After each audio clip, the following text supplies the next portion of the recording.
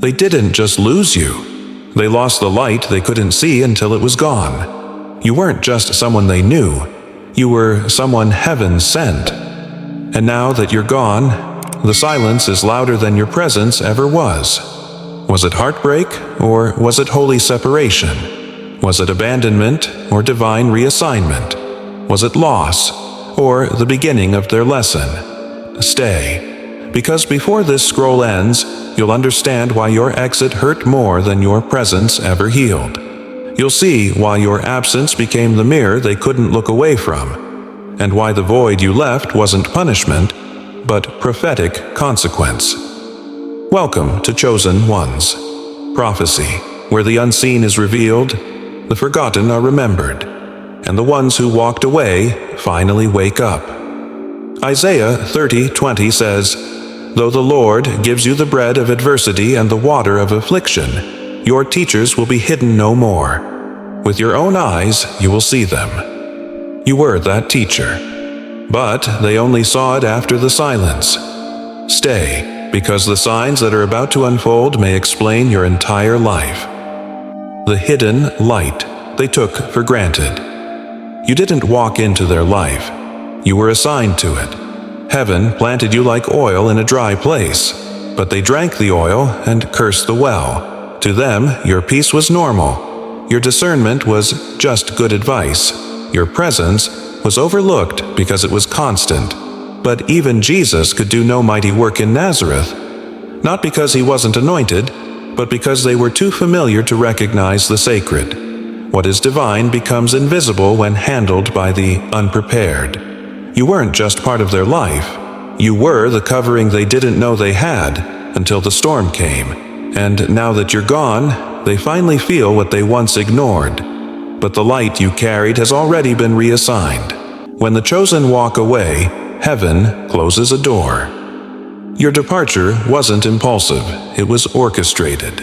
There comes a moment when God no longer protects the connection. He protects the chosen. Like Abraham leaving his homeland, like Elijah leaving the brook. You knew in your spirit the grace had lifted. They thought you gave up, but you were released. Because keeping you in their life would have meant blocking your scroll. When a chosen one walks out, the favor walks with them. The access they lost wasn't just to you, it was to divine alignment. And now that door is shut, not out of vengeance, but because heaven doesn't leave its vessels where they're no longer honored. The divine weight you carried. They saw your warmth, but not your warfare. They heard your laughter, but never the weeping prayers whispered for them in the dark. You carried spiritual weight in the relationship, not out of ego, but out of intercession, like Moses standing between the people and God's judgment. They mistook your silence for passivity. They had no idea your presence was shielding them, because when you prayed, storms broke in the spirit, and peace came in the natural. But they grew comfortable. They let you carry everything, and now, in your absence, everything feels heavier. Your prayers were armor they never saw, until the arrows returned. What you lifted for them in silence has now become the weight on their chest. The unseen battle that made you walk away. You didn't leave because you were weak. You left because your spirit couldn't stay where dishonor had become the norm. There were signs, shifts in energy, words unspoken but heavy in the air. Just like Elijah discerned Jezebel's threat before the blade ever appeared, you felt the warfare rising. And God told you, go. You carried battles no one asked about. You endured atmospheres your soul was never meant to breathe. And finally, heaven said, enough. You didn't abandon them. You obeyed God. They didn't see the demons clinging to your peace. They didn't feel the exhaustion of interceding for someone who kept opening spiritual doors. They thought you were the problem. But now, the silence is speaking louder than your presence ever could. The mirror you held up to their soul. Being close to you required courage, because your presence wasn't passive, it was prophetic. You didn't just love them, you reflected them. The parts they avoided, the wounds they buried, the growth they postponed. And when they looked at you, they saw who they could have been if they'd healed. That's why the connection scared them. You weren't confrontational, but your truth confronted their apathy. You didn't attack them, but your purity exposed their compromise. They didn't run from you. They ran from their own unhealed reflection in you. You weren't their enemy. You were the invitation they weren't ready to accept. And now that you're gone, they finally want what they once rejected. The void they can't fill. They tried to replace you, but nothing fits. No voice, no presence, no energy has filled the space your soul once occupied. Because you weren't just a person, you were a divine assignment.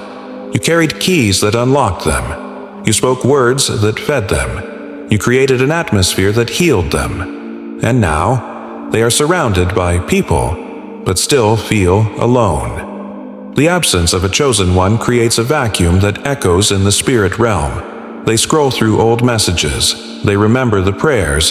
They replay what you said, now with new ears, and the very things they overlooked have become sacred in memory. If this resonates in your spirit, comment 444.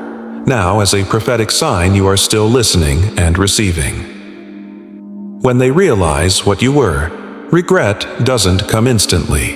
It awakens.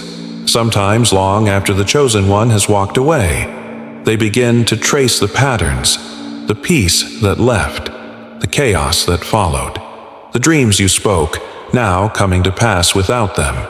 And suddenly, it hits. They didn't lose a friend. They lost a mantle. You were never optional. You were a revelation wearing human form. You were the Moses to their wilderness, the Naomi to their bitterness, the Jonathan to their war. And now they remember. But memory cannot bring back what disobedience pushed away. Why you still feel the echo. You've felt it, late at night, that tug, that ache, the questions whispered through the void. Because as a chosen one, your spirit stays tuned to what you were assigned to. You sense their longing, their apology, unspoken but loud in the spirit. But you also feel the release. The echo doesn't mean return. It means recognition. They remember now. They honor now. But your assignment is no longer there. Still, your presence taught them how to find their own. Let that echo bless you. Not bind you. Let it confirm. You were heaven's mercy, and now you are heaven's messenger. They didn't walk away from you. They walked away from the version of themselves your presence was calling them to become. But you were never just a connection. You were a divine interruption, wrapped in flesh. You weren't sent to be understood. You were sent to awaken what they were too afraid to face. And when they let you go, they didn't lose a person. They lost a prophetic mirror, a glimpse of their own unfulfilled potential. You are a chosen one, refined by rejection, tested by silence, forged in secret, and now commissioned by fire. You were the revelation they ignored. Now you are the echo they can't escape. If this word confirmed what your soul already knew, comment 777 as a sacred sign that you've heard and received. Let us know what resonated deepest. What moment mirrored your journey? Subscribe to Chosen One's Prophecy to remain aligned with the global remnant rising. You are not alone. You are the next echo.